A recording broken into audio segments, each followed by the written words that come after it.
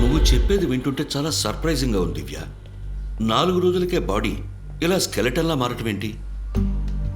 నాకు అదే అర్థం కావట్లేదు సార్. బాడీ మొత్తం డీకంపోజ్ అయింది, కానీ అతను వేసుకున్న డ్రెస్ యొక్క ట్రేసెస్ కూడా లేవు సార్. ఈ ఎవిడెన్స్ని ఫోరెన్సిక్ డిపార్ట్మెంట్కి పంపించాం. We shall dig deeper once we hear from them. Definitely sir. Thank you. ఈ స్కెలిటన్ని తేవటానికి నేనే పోలీస్కి హెల్ప్ చేశాను. డాక్టర్, ఆ ఫారినర్ చనిపోయి 4 డేసే అవుతోంది. ఇంతలోనే ఆ బాడీ స్కెలిటన్గా ఎలా మారిపోయింది? డిఎస్పీ గారు చెప్పినప్పుడే చాలా సర్ప్రైజింగ్గా అనిపించింది. కరెక్ట్గా చెక్ చేస్తే గానీ అసలు విషయం ఏంటో తెలీదు. ఓకే, ఆ రిజల్ట్స్ రాగానే నాకు కొంచెం చెప్తారా?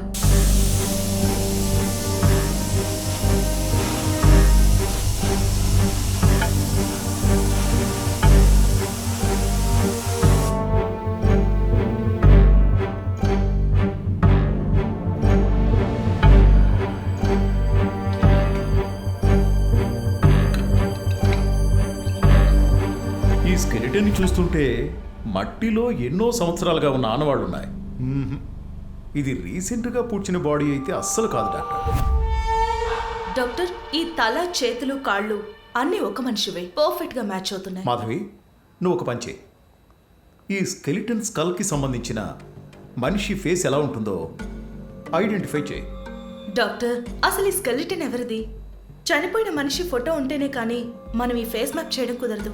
చాలా సంవత్సరాల క్రితం చనిపోయిన బాడీ ఇది. యాక్చువల్గా పోలీసులు అడిగారు.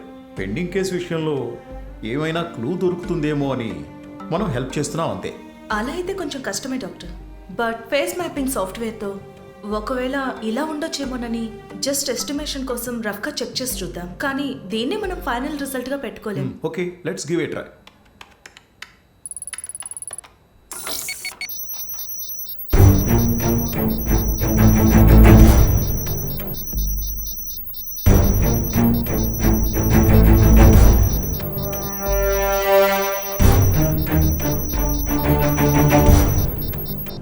సార్, నేను ఒక్కొక్క ఫీచర్కి స్కిన్ అప్లై చేస్తాను, మీరు స్క్రీన్లో చూడండి.